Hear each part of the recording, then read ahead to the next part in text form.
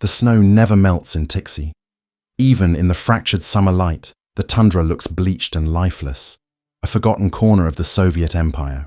It was here, in the final winter of 1949, that the first transmissions of Operation Harbinger were detected, a signal pattern so precise it resembled no known frequency. For years, the existence of those Siberian listening posts remained buried beneath Cold War secrecy and the shifting ice of time. Now, fragments of declassified documents, recovered logbooks, and silent satellite images suggest something extraordinary, a classified network designed to hear what no one was meant to hear.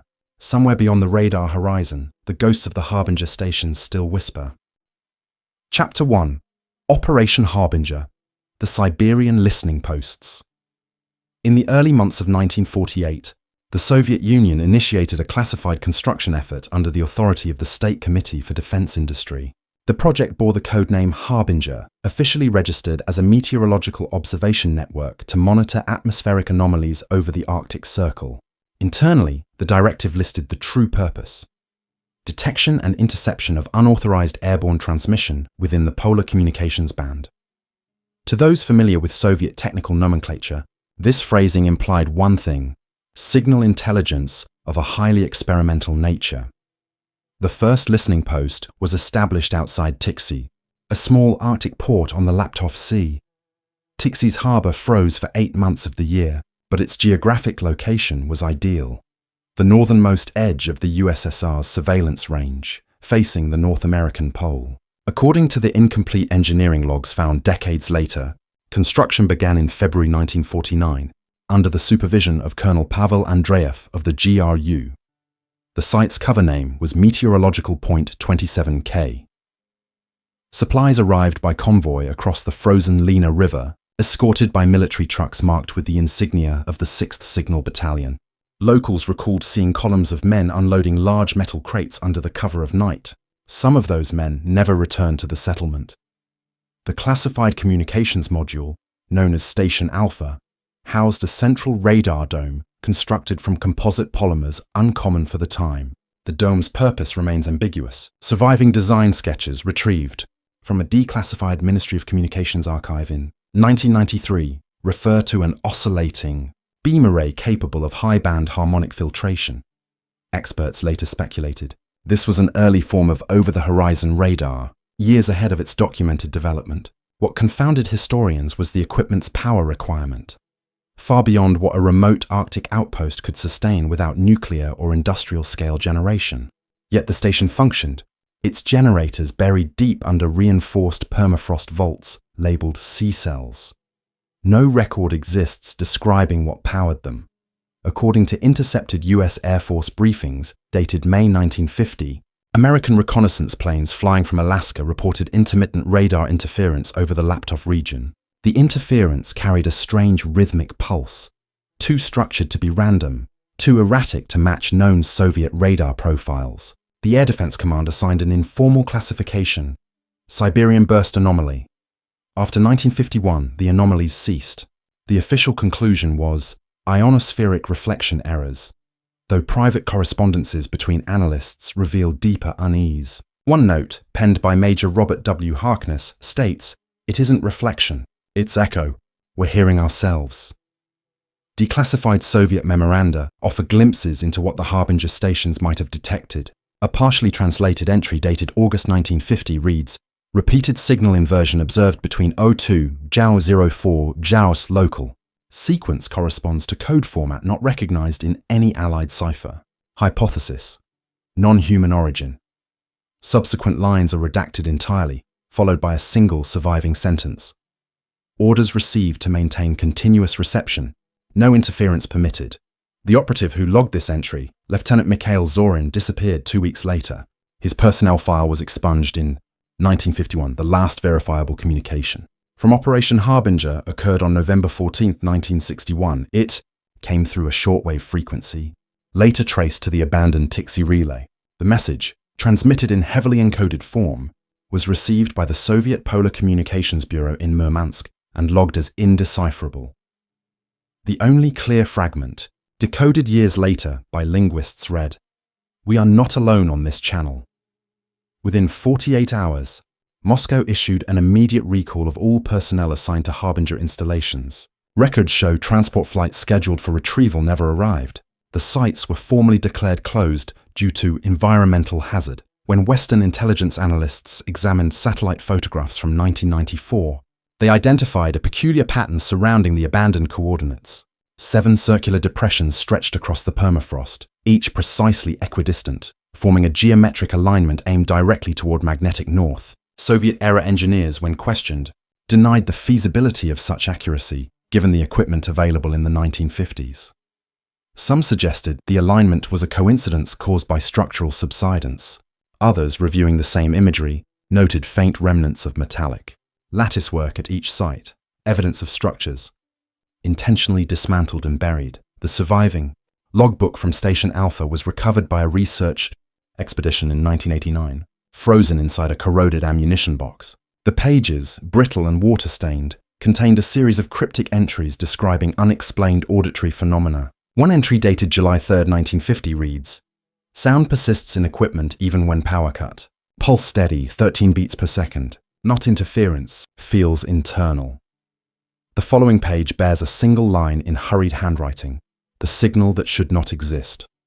The author's name was never confirmed, though the initials AK appear faintly beneath the ink smudge. Forensic analysts studying the recovered logbook noted traces of graphite consistent with Soviet-issue field pencils used exclusively by communications officers. The ink, however, was atypical. An imported French brand unavailable in the USSR after 1947. This detail raised suspicions that foreign specialists might have been present at the site. Unverified testimonies from former Soviet technicians claim that 2 Western guests visited Tixi during 1950 under the guise of meteorological consultants. No records of their departure exist.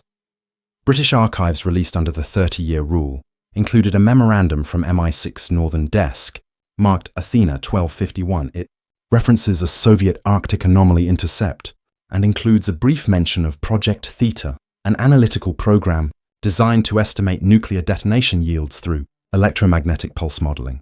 The file includes a cryptic annotation in pencil. "They built more than we thought. They listened ahead of time." Whether ahead of time implied predictive capacity or something more literal remains a subject of debate among intelligence historians. Even after the USSR's collapse, Russia refused to release technical data related to Harbinger. Requests filed by journalists under the 1992 Glasnost provisions were denied. The official statement from the Ministry of Defense reads simply, "All polar stations decommissioned. No surviving documentation. Independent expeditions attempting to reach the sites in the early 2000s were turned back by sudden blizzards and unexplained magnetic disruptions that disabled navigation instruments." One geophysical survey team reported their radio equipment spontaneously transmitting bursts of static that, when analyzed, displayed repeating numerical sequences, 47, 47, 47, an internal code that appeared nowhere in their recorded transmissions. Researchers who study Cold War anomalies often cite Operation Harbinger as one of the great unsolved military enigmas, a project too elaborate to be a hoax, yet too fragmentary to reconstruct fully. Some suspect it was part of an early warning radar system, possibly using atmospheric resonance to detect missile launches over long distances. Others argue that the intercepted signals may have originated from classified Western experiments, creating the illusion of Soviet discovery. But there are those who point to the persistent silence around the project's final months, the absence of personnel records, the unmarked graves near the Tixi outpost, and the order marked Ultra Priority, seal the vaults, no retrieval authorized. In 2013, a Russian oil exploration team, drilling near the original Tixi coordinates, reported encountering metallic debris 90 meters below the permafrost. The fragments exhibited properties inconsistent with known alloys of the period, particularly their resistance to electromagnetic scanning. Within weeks, the site was fenced off by military contractors citing contamination. Public access remains prohibited. Satellite footage now shows only blank tundra where the station once stood. If Operation Harbinger was meant to listen for the West, it may have heard something else entirely, something neither side could explain nor afford to acknowledge. As the Arctic winds erase all traces of the stations, the unanswered question lingers: who, or what, was transmitting back? Chapter 2. the ghost convoy of the Aegean Sea.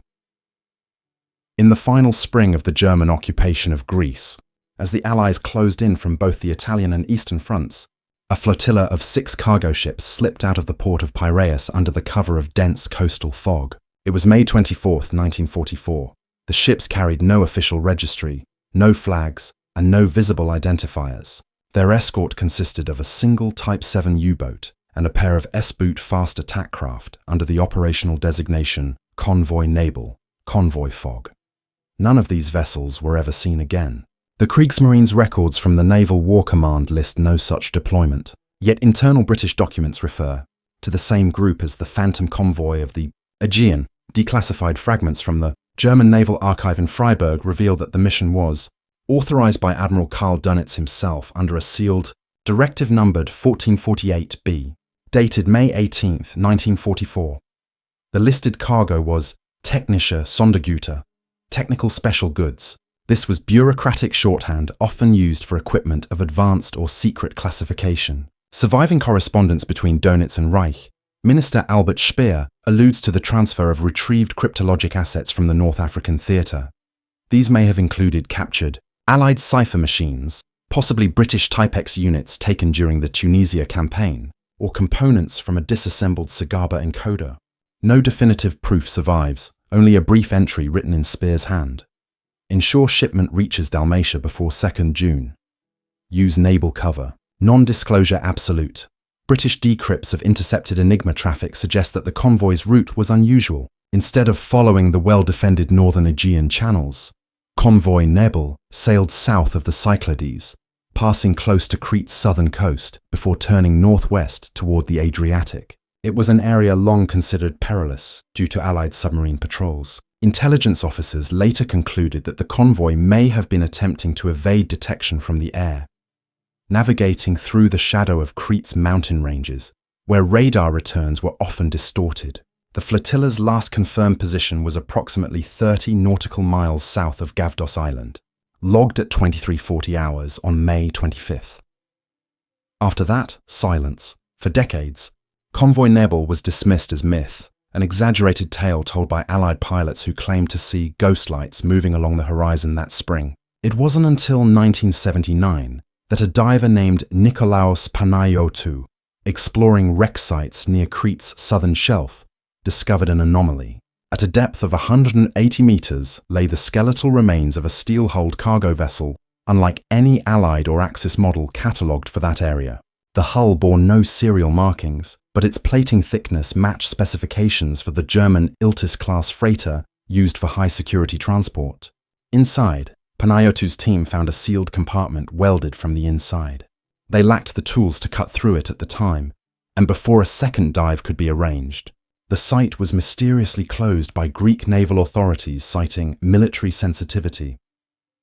In 1986, a NATO-funded sonar survey of the same region identified 5 additional shipwrecks arranged in near-perfect formation. Each lay equidistant from the next, forming a rough crescent pattern consistent with a convoy route. Strangely, none of the wrecks contained human remains. Divers reported that all cabins and holds appeared to have been stripped or sealed prior to sinking, as if abandoned in complete order. A 1987 report from the British Hydrographic Office, marked Restricted Circulation, notes lead-lined compartments consistent with radiation shielding and residual traces of mercury contamination.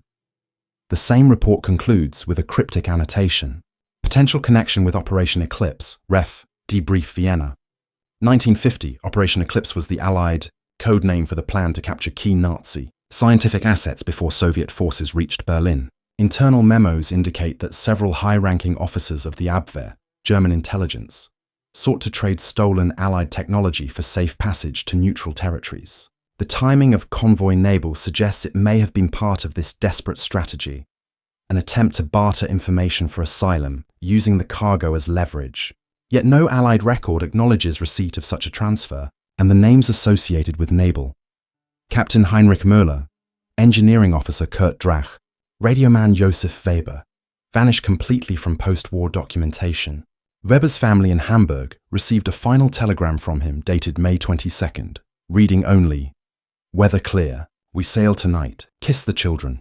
In 1991, following the collapse of the Soviet Union, a cache of declassified KGB maritime intelligence files surfaced in Moscow. Among them was a folder labeled Project Athena, Aegean. It contained intercepted British radio transmissions from June 1944, referencing an unscheduled blackout in Area 9C and failure of target illumination from Cairo Command. More intriguingly, it included an MI6 memorandum ordering complete operational amnesia on subject Nabil. The phrase operational amnesia was an internal euphemism for total record erasure, destroying documentation, reassigning personnel, and rewriting operational indexes to make an event vanish administratively. The reason for such extreme secrecy remains unexplained. Some historians propose that Convoy Nabil may have carried components of a weapon or device considered too volatile to risk exposure. Others suspect the cargo was intelligence rather than machinery, microfilm archives, prototype encryption ciphers, or field reports implicating Allied espionage contacts within neutral governments. A more controversial theory suggests the convoy's purpose was not to escape, but to deliver something. A shipment meant for the Italians or even the Japanese under clandestine cooperation agreements. No evidence substantiates this, but the persistence of identical rumors in separate post-war testimonies is difficult to ignore. During an underwater survey in 2003, marine archaeologists from the University of Athens revisited the coordinates of the 1986 discovery. Using deep-sea imaging, they confirmed the presence of 6 wrecks scattered across a 2-kilometer stretch. The largest ship, measuring over 120 meters, appeared to have been scuttled deliberately. Explosive residue lined the hull in uniform patterns, and blast angles indicated internal detonation. The welded chamber, once beyond reach, had ruptured over the decades. Inside were fragments of lead shielding, a corroded instrument panel marked with the German eagle, and a data plate stamped Kryptbehälter 7A. The serial matched no known naval inventory. Radiation readings were inconclusive due to heavy mineral interference, but traces of isotopic leads suggested prolonged exposure to an unknown energy source. The Greek government quickly classified the site as a restricted zone. Requests for international study were denied.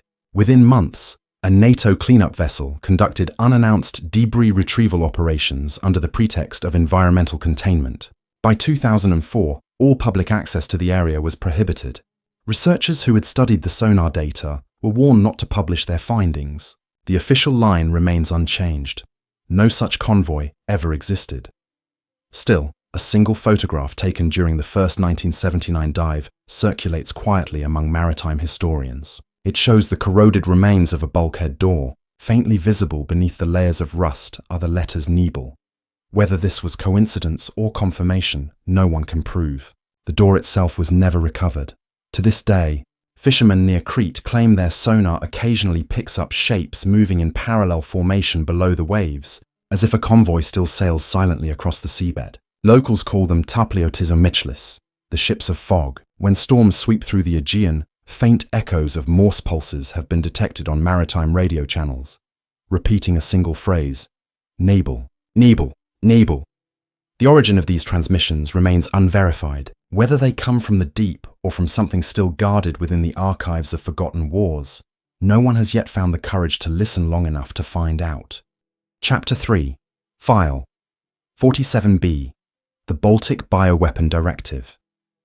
In the waning years of the Second World War, as Germany's Eastern Front disintegrated under relentless Soviet pressure, the SS initiated one of its most secretive and morally repugnant programs. It was called Directive Seelendschild, Soul Shield. Conceived under the Reich Main Security Office, its goal was to develop a biological countermeasure capable of halting Soviet advances by any means necessary. The directive was never meant to appear in official Reich records. Only a few typewritten orders, signed by Heinrich Himmler himself, confirm its existence. Most surviving references come from a single dossier buried in the former East German Ministry for State Security, Stasi File 47B. File 47B surfaced briefly in 1990, after the collapse of the Berlin Wall, when researchers were cataloguing abandoned Stasi archives.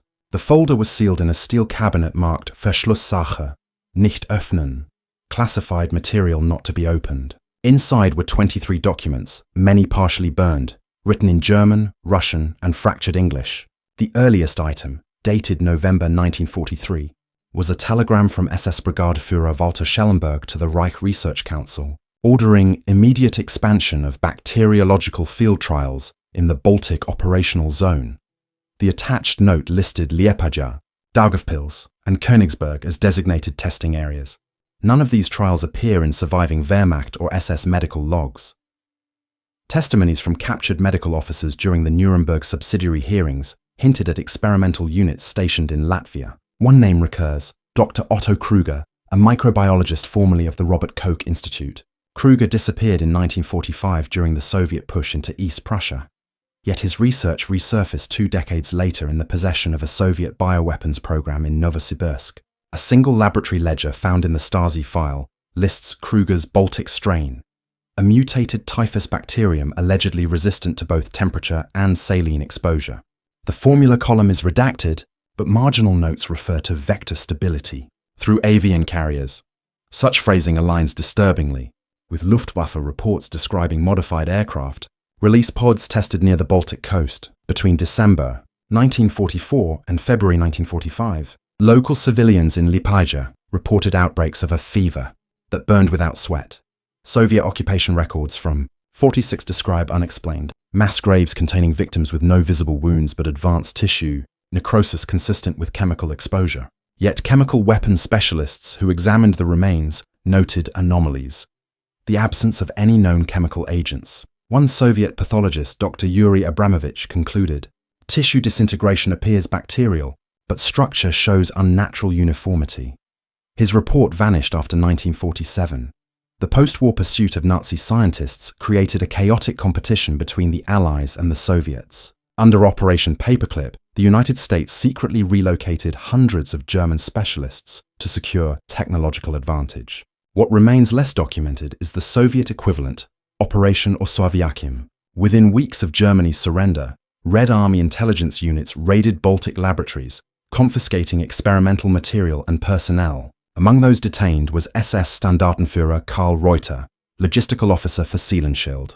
His 1946 interrogation transcript, found in File 47B, contains this statement. Directive continued beyond capitulation. Cargo transferred through Riga harbour. Destination unknown.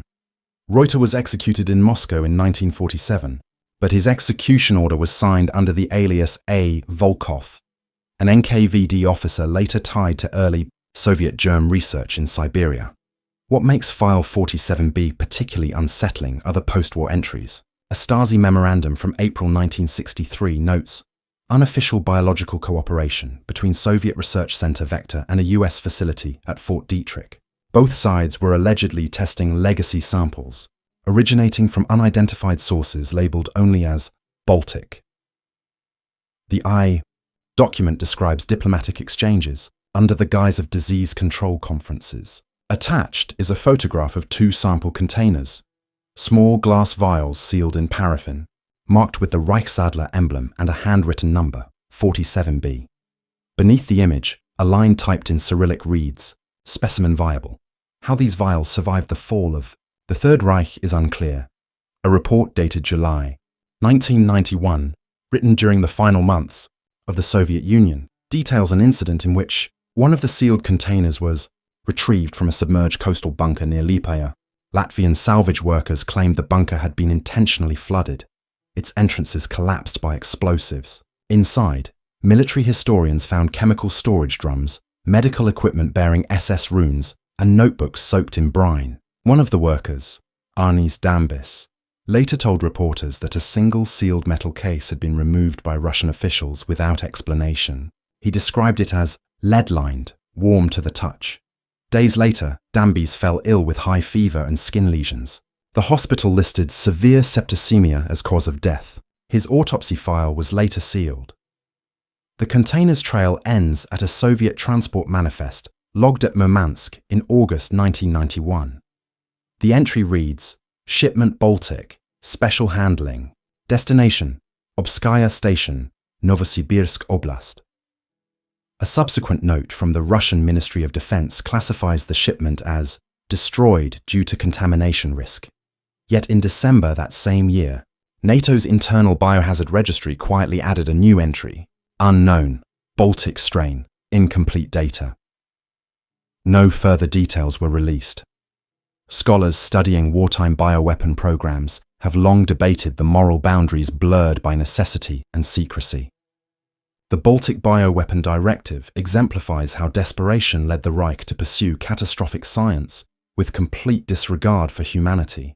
But what disturbs researchers most is the continuity, the evidence suggesting that both Allied and Soviet programs carried fragments of Seelenschild's legacy into the Cold War era. Western laboratories reported occasional requests from anonymous defense contractors seeking archival pathogen behavior studies, specifically citing typhus mutations observed 1944-45, Baltic region. When questioned, those requests were withdrawn immediately. One of the most chilling documents within File 47b is a handwritten letter addressed to Herr Oberarzt Müller, dated March 1945, presumably from Krüger himself. The ink is faded, but the German reads, "Our creation cannot distinguish between friend and foe. Once released, it will decide on its own. The body becomes its homeland." Historians often interpret this as metaphor, though microbiologists find the phrase technically plausible, given the strain's purported mutation characteristics. The letter ends with an abrupt sentence: "I hear the coughs from the sea." After 1991, File 47b disappeared from public archives. Journalists who attempted to access it in Berlin found the reference code deactivated. Requests through the German Federal Archives yield identical responses. Record does not exist. Yet in 2002, an anonymous document surfaced online, showing what appears to be a scanned page from 47b. The page bears Soviet-era classification markings and a heading: Joint Containment Directive, Baltic Agent. The final line, typed in English, reads, "Further testing not recommended." Whether authentic or fabricated, no authority has confirmed or denied its origin. What remains certain is that somewhere in the intersection of science, war, and paranoia, humanity crossed a threshold it has never publicly acknowledged. The Baltic Directive was not just an experiment. It was a mirror held up to the future, one that reflected both the crimes of the Reich and the moral compromises of the powers that followed. As one archivist noted while closing the Stasi cabinet where 47b once lay, "Files can be buried, but decay leaves its own record. Sometimes the disease is not in the lab, but in the silence that follows." Chapter 4: Echoes of Odessa. The Vatican Connection. In the immediate aftermath of Germany's surrender in May 1945, Europe became a continent of ghosts, displaced, hunted, and rearranged. Amidst this chaos, the Vatican found itself at the center of an invisible migration. Beneath its marble halls, through corridors long shielded by the sanctity of faith, an extraction pipeline operated under the code name Die Spin, the Spider. To the public, it was a humanitarian network aiding refugees of war. In truth, it became one of the most effective escape routes for high-ranking members of the SS, Abwehr, and Nazi scientific divisions seeking asylum in South America. The spider's web extended from Rome to Genoa, from the Franciscan monasteries of Austria to the ports of Buenos Aires. And yet, behind every transport manifest and forged baptism certificate, there lingered a deeper shadow, something not even the Vatican's most trusted envoys would acknowledge. The first evidence of this operation appeared in declassified OSS correspondence dated October 1945. An agent stationed in Rome reported that clerical intermediaries are facilitating the relocation of former Reich personnel under religious cover. The memo identified one Monsignor Anton Weber, attached to the Pontifical Aid Committee for Refugees, as the key liaison. Weber's office processed thousands of identity papers, many stamped with Red Cross insignia. Subsequent investigation revealed at least 40 of these identities corresponded to known SS officers, including members of the Sicherheitsdienst. What the OSS never proved, however, was that Weber operated alone. In 1947, British intelligence launched Operation Crossbeam, a covert audit of post-war movements through the Vatican refugee channels. A single Crossbeam field report recovered decades later references unusual document transfers occurring under diplomatic seal. The courier, described as ecclesiastical male, robes, approximately 50 years of age, routinely delivered microfilm packets to an address near Via della Conciliazione, adjacent to the Apostolic Palace. The report notes, material likely technical, content not religious. The recipient was never identified, but the delivery frequency matched shipments later intercepted en route to Argentina aboard Italian merchant vessels. Parallel to Crossbeam, American intelligence pursued Operation Paperclip, secretly absorbing German scientists to bolster US military technology. While Paperclip officially targeted aerospace and medical expertise, recently unsealed communications hint that the Vatican intermediaries were aware of and occasionally cooperated with the transfers. A 1948 dispatch from the US Embassy in Rome reads, "Clerical channels provide plausible deniability in personnel extractions. Recommend coordination through morning light contacts." That final phrase, morning light, would later resurface in a Vatican construction inventory from 1951, attached to architectural blueprints marked Project Morgenlicht. For decades, Morgenlicht was thought to be a code name for a reconstruction initiative following wartime damage. Yet engineering schematics discovered in a sealed seminary basement near Genoa in 1998 suggested otherwise. The plans bore dual insignia, the emblem of the US Army Corps of Engineers and the Reich Ministry for Armaments. The project name appeared again, this time alongside technical diagrams referencing ionized propulsion and aerial stabilization fields. Historians who reviewed the material dismissed it as pseudo-scientific nonsense, perhaps the remnants of failed Nazi experiments. But forensic dating confirmed the ink and paper were authentic to the late 1940s. If genuine, Morgenlicht represented a joint post-war collaboration between American military engineers and exiled German scientists under ecclesiastical protection. The Genoa discovery prompted the reopening of old files in both Washington and Rome. One document, classified sub rosa, describes a 1946 meeting between representatives of the U.S. Office of Strategic Services and members of the Vatican Secretariat of State. The agenda line reads, "Transfer of technical personnel under religious discretion."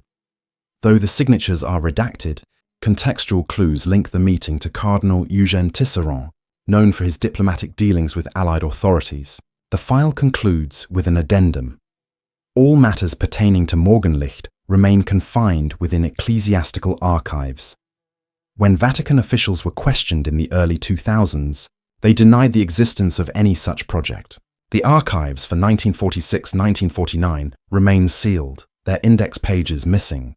Within intelligence circles, Die Spinner became synonymous with impunity.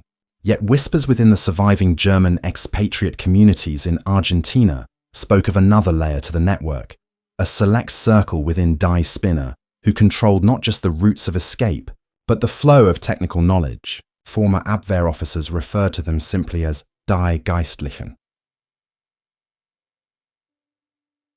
The clerics. One debriefing transcript from 1952, recorded in Buenos Aires, includes the statement, "The clerics promise sanctuary for science, not for men." The speaker, a former naval engineer named Franz W., claimed to have delivered sealed documents containing experimental propulsion data to a church envoy from Rome. He disappeared 3 days later. In 1965, the Argentine Federal Police intercepted an illegal shipment bound for Cordoba labeled mechanical agricultural parts. Inside were components of a gyroscopic control unit identical to those used in wartime, German V-2 rockets. Accompanying paperwork bore Vatican diplomatic stamps addressed to a missionary order. The case was quietly suppressed at the insistence of both the Argentine Ministry of Foreign Affairs and the Apostolic Nunciature. An internal memo written by an Argentine intelligence officer reads, "If these papers are genuine, Rome is carrying something far heavier than souls." The Vatican's official position, repeated across decades, is categorical denial. Yet the coincidences accumulate. In 1977, a researcher at the Archivio Segreto Vaticano reported an accidental discovery while cataloguing post-war correspondence, an envelope containing a single photograph. It showed a group of men in clerical attire standing beside what appeared to be a dismantled jet engine, its serial plate half concealed. On the reverse, handwritten in Latin, "Lux ante auroram," light before the dawn. Within 24 hours, the envelope was removed and the archivist reassigned. No further mention of the image has ever appeared.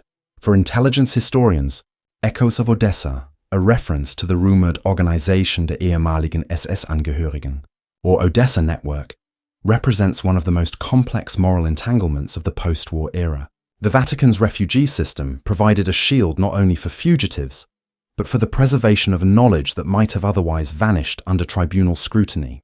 Whether that knowledge concerned advanced propulsion or something entirely different remains an open question. American records from 1949 cite clerical intermediaries exchanging microfilm reels labeled Eisen Archive Non-Combat Research. Those reels, according to declassified shipping manifests, were rerouted through Lisbon, then vanished somewhere in the Atlantic. In 2008, a private collector in Turin auctioned a small crate of documents marked Morgenlicht. Inside were blueprints dated 1946, including calculations referencing iron flow containment. The handwriting matched that of Dr. Hans Kammler, the SS general responsible for Nazi advanced weapons development, officially declared dead in Prague, 1945. The Vatican refused to comment on the authenticity of the find, but shortly after the auction, Italian authorities seized the materials citing national security interests. They have not been seen since. What remains of Die Spinner is less a structure than a whisper, a spider's thread running beneath history's surface, connecting faith, science, and secrecy. The moral line between salvation and complicity blurs where archives meet confessionals. As one OSS analyst wrote in a note that never made it to print, the church hides its sins in plain sight, behind the altar and the typewriter alike. When you open the drawer, you never know whether you'll find scripture or a blueprint. Chapter 5. Operation Chroma, The Vanishing of Flight, R122. At 0600 hours on February 18, 1951, an RAF reconnaissance aircraft designated Flight R122 departed RAF Gütersloh, West Germany, on what was officially described as a routine high-altitude signals calibration. The aircraft, a modified de Havilland Mosquito PR-34, carried 4 crewmen, Flight Lieutenant Douglas Reeve, Pilot Officer Alan Croft, Engineer Sergeant Henry Shaw, and Signals Officer Lieutenant Peter Calloway. The flight path was straightforward, a circuit north over the Harz Mountains, eastward to the edge of the Soviet occupation zone, then back along the Baltic approach. At 0643, ground control lost radio contact. By 0648, radar screens registered a sudden vertical drop in altitude.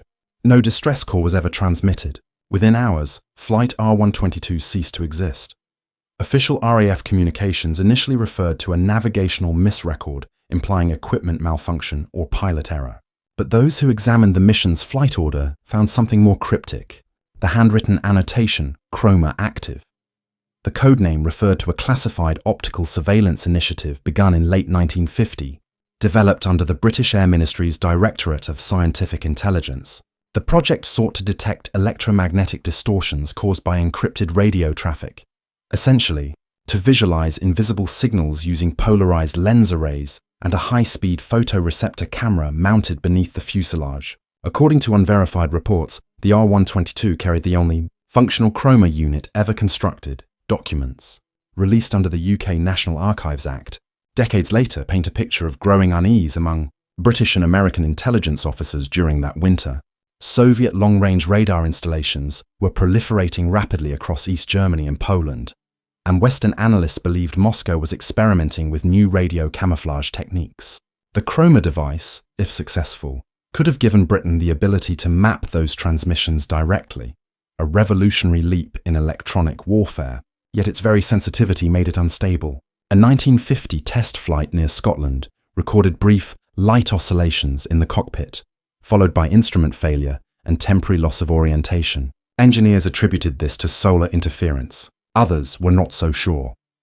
On the morning of the disappearance, weather conditions were clear. Civilian witnesses in the village of Blankenberg later reported hearing a high-pitched hum and seeing a silvery reflection in the sky before it vanished behind cloud cover. German police logs note that search teams found no wreckage, fuel residue, or impact crater along the projected route. One theory proposed that the aircraft had crossed the demarcation line into Soviet-controlled airspace and been captured. Yet both British and Soviet records deny any such interception. In 1953, a declassified Soviet intelligence memo briefly references one captured aerial device utilizing refractive lens interference, stored at a facility near Smolensk. The entry was stamped, handled by Department 12, Special Optics. 2 years later, the same memo line was crossed out and refiled under unverified. Meanwhile, the families of the missing crew received letters marked Under Official Secrets Act, Do Not Disclose. The correspondence offered compensation, but no explanation. Lieutenant Calloway's wife, Margaret, later wrote in her journal, "They told me Peter's plane may have disintegrated at altitude. But why was his pension transferred to a restricted account in 1953? Her notes, discovered decades later, match bank documents showing deposits labelled MOD Research Allocation. The ministry never commented. By the late 1960s, as Cold War tensions reached new heights, the R122 case was quietly reclassified. The internal RAF investigation, File Blue Mercury, disappeared from the Air Historical Branch catalogue. Only fragments survive. One photographic negative showing blurred concentric rings, captioned, Exposure Nana 12, Chroma lens array. The rings appear to depict interference patterns, though their source is unclear. Scientists at Farnborough, reviewing the image in 1974, noted that the pattern resembled oscillatory feedback from a source not aligned with known radio emitters. The surviving analysis sheet includes one puzzling notation. Emission persisted 4.7 sec after system shutdown. A retired radar operator from RAF Wunstorf, interviewed in 1982, recalled being on duty the morning of the incident. "We saw a flash on the scope, like a reflection looping back," he said. "It wasn't mechanical, more like we were getting our own signal delayed and returned." When asked to clarify, he paused. It was like the sky was answering. His testimony was dismissed as anecdotal, but the transcript bears a margin note in blue ink. Possible field inversion event. Investigate link to Chroma test sequence. No follow-up investigation is recorded. In 1997, with Cold War restrictions easing, a German forestry team uncovered a small alloy fragment near the Harz foothills, embedded in limestone. Metallurgical analysis revealed carbon-fused aluminum consistent with early 1950s aviation materials. What startled investigators was the inscription etched into the metal, "Property of the Ministry, not to be examined." Experts identified it as a genuine RAF tag, yet its format corresponded to internal research divisions, not flight maintenance codes. The discovery reignited public interest in the fate of Flight R122. Journalists filed Freedom of Information requests. Each was denied under Section 23, National Security Exemption. In 2001, an amateur historian named Colin Farrier obtained a copy of an RAF technical abstract marked Chroma Phase 2. The paper discussed optical recording of radio, interference using dual spectrum inversion, mirrors. Within the document was a passing reference to data loss incident, February 1951, signal feedback collapse. The paragraph ends with the line, "Test parameters unreproducible, unit presumed unrecoverable." Farrier published the finding online, but within months, his website was removed for violating defense disclosure statutes. The printout survives only as a low-resolution scan circulating among aviation researchers.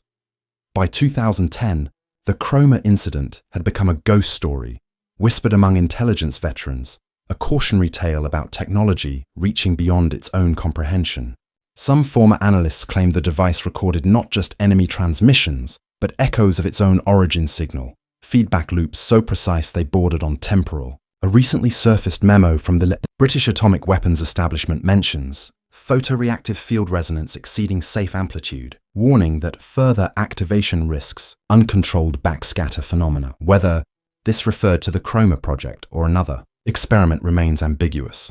Yet the timing aligns exactly with the disappearance of Flight R122. The most recent mention of the case appears in a 2019 declassified NATO document summarizing unresolved Cold War incidents. Under section category Electromagnetic Surveillance Failures, entry number 0047 reads R122, status unresolved. Recovery of equipment not possible. Environmental risk persistent. The term environmental risk was never defined. When independent archivists requested clarification, NATO issued a statement claiming no data pertaining to Chroma remain in circulation. However, satellite imagery from 2017 shows a restricted test site north of Smolensk, where faint metallic debris is visible near what appears to be an underground facility. The coordinates match those mentioned in the 1953 Soviet memo. To this day, no wreckage from Flight R122 has been officially recovered. The RAF commemorates the crew annually, though their service records list location unknown.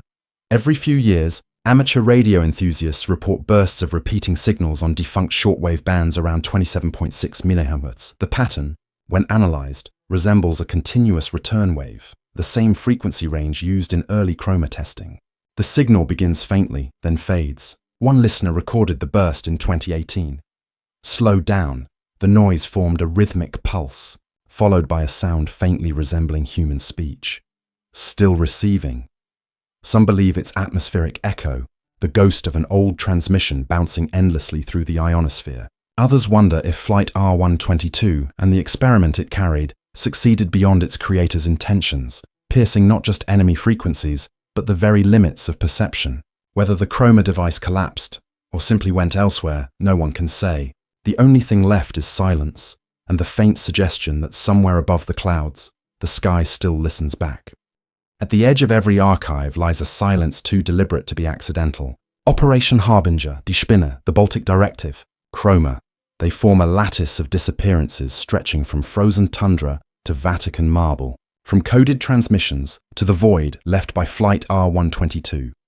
None of these events appear connected, yet the same signatures surface across decades. Erased serial numbers, identical typewritten margins, the same pen stroke under the word classified. When the files are overlaid, their coordinates align, not to a battlefield, but to a pattern. The truth was never destroyed. It was buried in repetition. And somewhere, beneath the layers of redacted ink and forgotten airfields, the pattern still hums, waiting for the next signal to answer.